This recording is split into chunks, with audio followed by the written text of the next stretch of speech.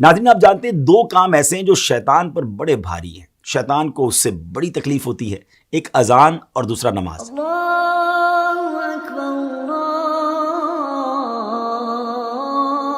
اکبر۔ جی ہاں، جب اذان ہوتی ہے تو شیطان کئی میل دور بھاگ جاتا ہے اور نماز تو اس کی ناک رگڑوا دیتی ہے، مگر ایسا بدبخت جو نماز اور اذان سے اتنی تکلیف محسوس کرتا ہو، اس نے ایک بار ایک بزرگ ہستی کو نماز کے لیے جگایا۔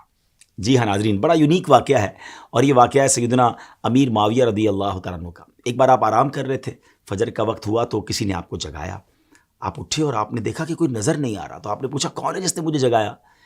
تو آواز آئی کہ میں شیطان ہوں۔ تو آپ نے کہا اے بدبخت، تیرا کام تو نماز قضا کروانا ہے، تیرا کام تو اللہ رسول کے کاموں سے دور کرنا ہے، تو نے مجھے نماز کے لیے کیسے جگایا؟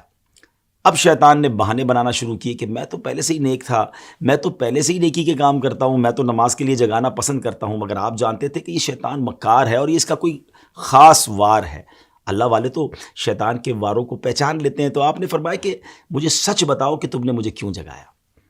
تو شیطان کہتا ہے کہ حضور بات یہ ہے کہ اگر آپ نماز کے لیے نہ اٹھتے تو مجھے معلوم ہے کہ آپ کو نماز سے کتنی محبت ہے، نماز قضا ہونے کی وجہ سے آپ خوب گریہ وزاری کرتے، اللہ کی بارگاہ میں خوب روتے، اور اللہ کریم آپ کی وہ گریہ وزاری کو قبول فرما کر آپ کو ایک نماز کا گناہ تو معاف فرماتا، مگر ہزاروں نمازوں کا ثواب بھی عطا فرما دیتا۔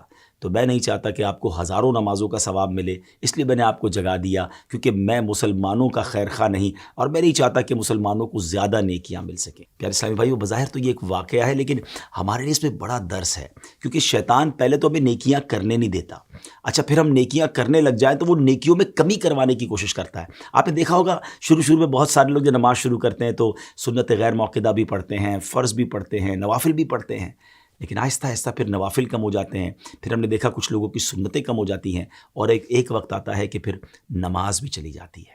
تو شیطان کے واروں کو سمجھیے، اول تو وہ نیکی کرنے نہیں دیتا، نیکی کرے تو اب اس نیکی میں کمی لانے کی کوشش کرتا ہے، وہ بڑا مکار ہے، ہمیں شیطان کے واروں کو سمجھنا ہے۔ اب دیکھیں نا، کچھ ہی دن پہلے کی بات ہے کہ ماہ رمضان میں سارے ہی تقریباً نماز پڑھ رہے تھے، روزے ہو رہے تھے، عبادتیں ہو رہی تھیں، مگر کتنی بڑی تعداد ہے جو اب رمضان کے بعد مسجدوں میں نظر نہیں آ رہی۔ ایسا لگتا ہے نا کہ شیطان اپنے واروں میں کامیاب ہو گیا۔ اسٹرانگ بنیے، ہم رمضان میں بھی اللہ کے بندے ہیں، ہم رمضان کے بعد بھی رب کے بندے ہیں۔ نماز صرف رمضان میں تو فرض نہیں ہے نا۔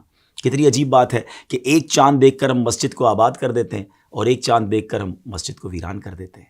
آئیے ایک بار پھر مسجد سے رابطہ جوڑیے، شیطان کے واروں میں نہ آئیے، بلکہ شیطان کو پریکٹیکلی جواب دیجیے کہ ہم شیطان کے نہیں، ہم رحمان کے بندے ہیں۔ اللہ کرے دل میں اتر جائے میری بات۔